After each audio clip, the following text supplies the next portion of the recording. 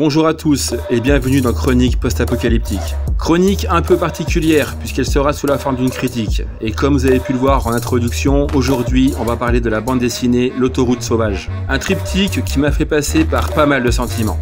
Générique.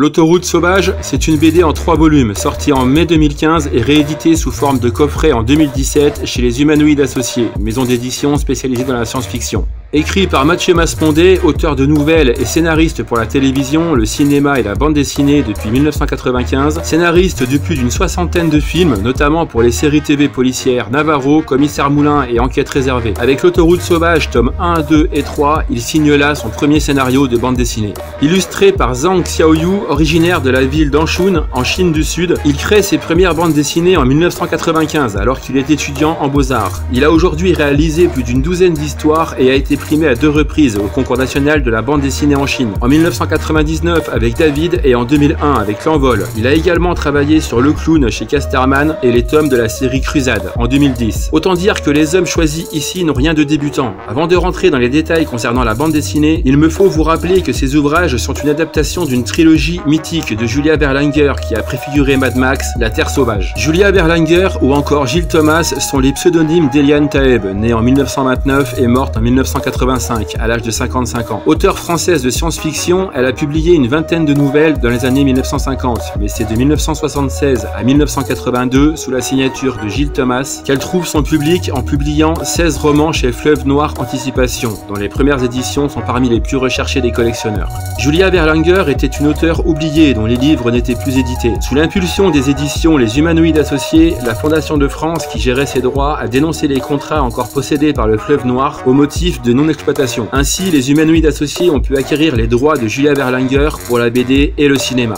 Personnellement, je suis tombé vraiment par hasard sur la bande dessinée du post-apocalyptique, qui plus est en France, c'était une aubaine. D'autant qu'à première vue, les dessins étaient loin d'être moches. Mais c'est le terme inscrit sur la couverture, d'après Julia Berlinger, qui a piqué ma curiosité. Après diverses recherches, j'ai réussi à me procurer l'intégrale rééditée des 3 romans d'où est tirée la bande dessinée. Et ce fut un choc littéraire. J'ai littéralement dévoré les plus de 500 pages du livre, et bien sûr, je n'ai pas pu m'empêcher de comparer avec l'adaptation en bande dessinée que j'avais lue auparavant. L'autoroute sauvage, c'est l'histoire de Mo, imposant et taciturne, qui parcourt l'autoroute au rythme des saisons et qui a fait le choix de voyager seul. Mais sur sa route, il croise Hélène, une jeune femme qui cherche à atteindre Paris. Les personnages évoluent dans un environnement sauvage et menaçant, où la survie a pris le pas sur l'humanité. Certains forment de petites communautés qu'on appelle les groupés, et les autres suivent leur chemin seuls, et prennent le nom de solitaires. La bande dessinée reprend dans les grandes lignes l'histoire du roman, la catastrophe qui a anéanti la civilisation, les survivants, soit des solitaires, soit des groupés, pas forcément très doués, mais qui se déplacent en masse autour d'un chef plus ou moins allumé, et c'est à peu près tout. L'île de Porquerolles, d'où bien la fille, n'est plus un sanctuaire dès les premières pages, et Mo, qui a priori remplace Gérald, qui était le narrateur dans les romans, devient un géant taciturne et limite bonnet. Concernant le but de tout le voyage, on passe de la recherche d'un remède à un fléau de ce monde, c'est-à-dire la peste bleue, à la recherche d'une sœur enlevée précédemment, cachée au sein d'une ville devenue un cloaque mortel. Si la catastrophe du roman était un classique avec une guerre mondiale sans armes nucléaires, mais avec des méthodes tout aussi efficaces comme des armes bactériochimiques, on a ici une cause assez obscure, du genre la lune a explosé. Cause donnée dans le 3e tome, l'attente est tout de même assez longue avant qu'on nous explique enfin le pourquoi de ce monde post-apocalyptique. Dans une interview que les auteurs ont donnée dans la revue promotionnelle Zo, exemplaire que vous pouvez télécharger en cliquant sur le lien dans la description de cette vidéo, ils expliquent leur choix et leurs raisons sont défendables. Mais j'ai quand même l'impression que ces décisions nous laissent sur le bas-côté de l'autoroute.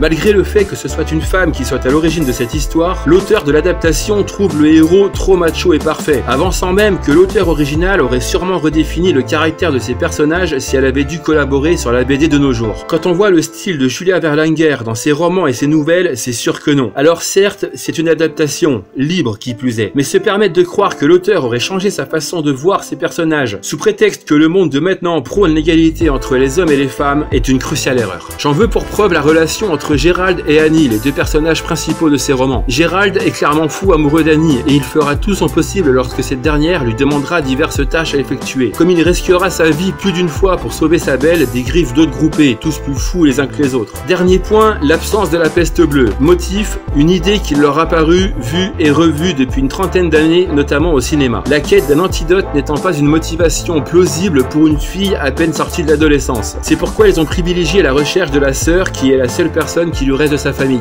J'avoue, la recherche d'un proche disparu dans un monde en plein chaos n'est pas du tout un sujet déjà vu et revu. Alors au final, que dire de cette bande dessinée? Eh bien c'est là que mes sentiments divergent. Oubliez totalement le fait que ce soit une adaptation, mis à part quelques détails, la bande dessinée a vraiment été trop largement adaptée. Considérez plutôt les œuvres comme deux supports bel et bien distincts. D'un côté les romans que je vous conseille très fortement si comme moi vous aimez le genre, et de l'autre 3 volumes sympathiques avec une histoire qui se passe en France, des illustrations détaillées et de qualité, et une histoire bien amenée, quoique un peu longue à se mettre en place. Mais là encore, une fois ma lecture terminée, un sentiment immense de frustration m'a envahi. Comment, avec les références qu'ils avaient à portée de main, avec des dessins pareils, une histoire bien posée et des personnages aussi emblématiques, comment donc est-il possible de ne faire que 3 volumes? Les deux protagonistes avaient largement de quoi pousser jusqu'à au moins une dizaine de tomes. Pour moi, la fin est une déception sans nom. Ça s'accélère, on vous donne tous les détails que vous attendez depuis 2 volumes et basta. La fin est là, bâclée et nous laisse justement sur notre fin. Le triptyque de l'autoroute sauvage m'a fait découvrir des œuvres d'une auteure de talent. Il m'a fait également découvrir un titre de BD de qualité où l'action se situe dans un univers que l'on voit assez rarement. Mais c'est pour moi un gâchis énorme que de s'être arrêté à 3 tomes. Par manque de moyens, d'inspiration ou tout simplement par fainéantise, nous ne le saurons jamais. Quoi qu'il en soit, les auteurs tenaient là un diamant brut qu'ils auraient dû patiemment tailler pour en faire un véritable bijou.